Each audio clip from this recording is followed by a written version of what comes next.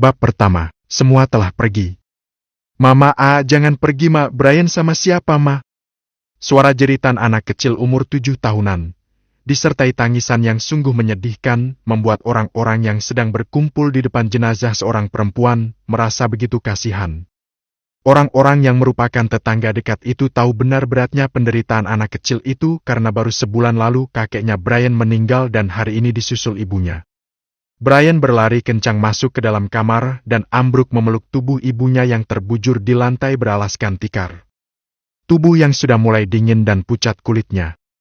"Mama, bangun, Ma!" Brian terus mengguncang-guncang tubuh ibunya yang sudah mulai kaku.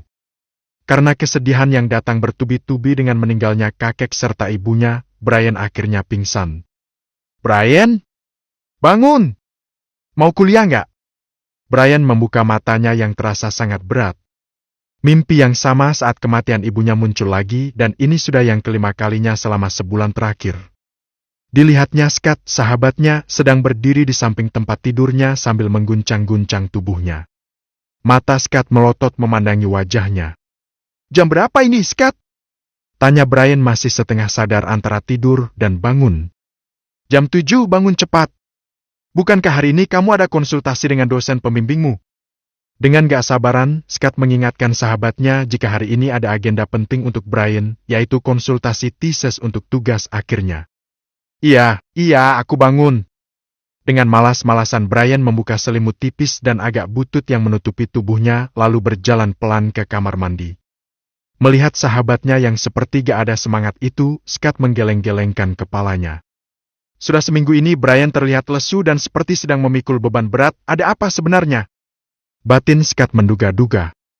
Scott dan Brian adalah sahabat karib sejak awal masuk kuliah. Mereka bertemu saat sama-sama mendaftar di kampus itu dan mengambil jurusan yang sama yaitu bisnis dan manajemen. Merasa berasal dari kasta yang sama, yaitu sama-sama orang yang kekurangan secara materi, menjadikan mereka cepat akrab. Bahkan untuk menghemat pengeluaran mereka berdua memutuskan tinggal satu kos dan berbagi biaya bulanan. "Kamu kenapa, bro? Tampangmu ditekuk melulu dari kemarin." Melihat Brian keluar dari kamar mandi, Scott tidak sabaran bertanya. "Apa cuma gara-gara kamu putus sama Clara jadi melempem seperti ini? Ayolah, bro, masih banyak cewek di luar sana." Seru Scott melanjutkan ucapannya. "Bukan masalah itu, bro. Kamu benar, cewek masih banyak di luar sana." Sebenarnya Brian membohongi Scott dengan ucapannya. Saat diputusin Clara, hati Brian rontok seperti cermin tertimpa palu, hatinya benar-benar patah. 2 tahun berhubungan dengan Clara, dia menganggap Clara sebagai gadis yang tulus dan tidak memandang materi. Dia sangat mencintai Clara. Tetapi apalah cur, sebulan lalu Clara tiba-tiba mengakhiri hubungan mereka. 2 tahun hubungan cuma diakhiri dengan ucapan Clara yang sangat menyakitkan Brian. "Aku bosan pacaran dengan orang miskin, jadi mulai hari ini kita putus." Hari itu, dengan santainya Clara mengucapkan kata putus akan hubungan mereka selama ini hanya main-main. "Tapi Clara, tidak ada tapi-tapi, hari ini kita putus, kamu jangan coba-coba mendekati aku lagi. Waktu itu aku mau jadi pacar kamu cuma untuk manas-manasin orang, jadi jangan dianggap serius. Bye-bye Brian." Clara meninggalkan Brian tanpa ragu, sedangkan Brian hanya terpaku seolah tak percaya dengan kejadian tersebut. Dan seminggu setelah mereka putus, Brian melihat Clara sudah digandeng Stephen, mahasiswa kaya raya anak konglomerat. Dan sampai hari ini rasa sakit hatinya akibat perbuatan Clara masih sering membuat dadanya nyeri. Dia memang masih ada rasa dengan Clara. Tidak mudah melupakan kenangan indah bersama Clara selama 2 tahun ini. Dan sepertinya memang musibah sedang senang berteman dengan Brian. 3 hari lalu dia dipecat dari pekerjaannya sebagai pelayan restoran tanpa sebab yang jelas. "Kamu sudah tidak dibutuhkan lagi di sini, maaf mulai besok tidak usah bekerja lagi." Dia begitu syok saat sedang beres-beres untuk pulang kerja, tiba-tiba sang manajer restoran mengatakan hal tersebut. "Ambil gaji terakhir dan pesangonmu di kasir, sudah aku siapkan." "Tapi Pak, apa salah saya?" "Kamu tidak ada salah Brian, seseorang yang punya kekuasaan besar dan tidak bisa kuhadapi memintaku untuk memecatmu, tolong jangan mempersulit saya." Manajer restoran sebenarnya orang yang sangat baik menurut Brian. Dia mau menerima Brian bekerja khusus shift malam karena kesibukan kuliah Brian. Mendengar perkataan manajer restoran, Brian pasrah dan tidak membantah lagi, dia benar-benar tidak ingin mempersulit sang manajer yang tampaknya sedang diintimidasi seseorang yang punya kekuasaan besar. Baik Pak, saya paham, terima kasih atas kebaikan Bapak selama ini, saya permisi. Brian menuju kasir untuk mengambil gaji terakhir dan pesangon yang disiapkan si manajer restoran. Bayangan saat diputusin Clara kemudian dipecat dari pekerjaannya melintas dalam pikirannya membuat Brian termenung. Halo bro, kamu masih di sini? Tiba-tiba terdengar ucapan Scott membuyarkan lamunan Rangga. Oh ya bro, kapan hari kamu pernah menawarkan pekerjaan sebagai sopir pribadi dengan gaji lumayan besar, apa lowongan itu masih ada? Tanya Brian sambil memandang Scott yang sedang berganti baju. Sebentar saya telepon temanku dulu soalnya info itu dia yang ngasih.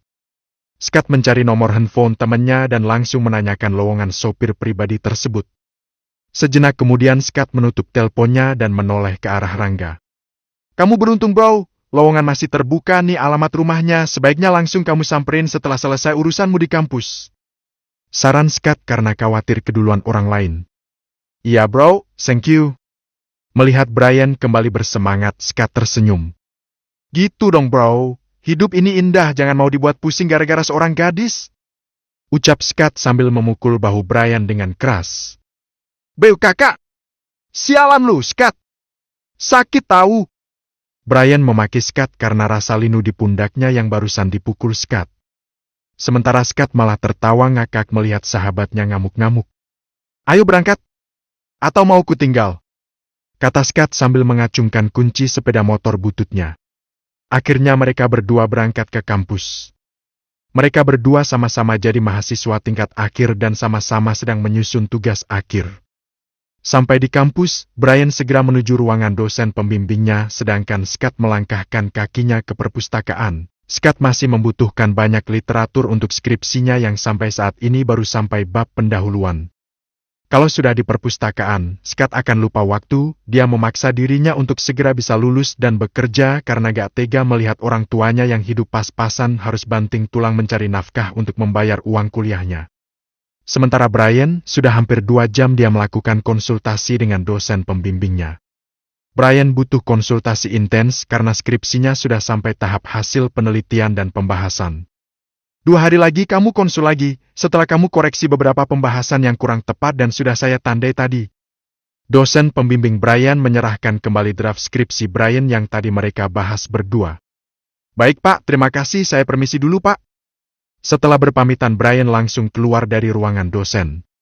Sambil berjalan Brian menulis pesan untuk Scott jika dia langsung akan mendatangi alamat rumah yang membuka lowongan sopir pribadi dan mungkin malam baru pulang. Brian terus berjalan keluar kampus menuju halte bus terdekat dan duduk menunggu kedatangan bus yang sesuai dengan jurusan yang dia tuju.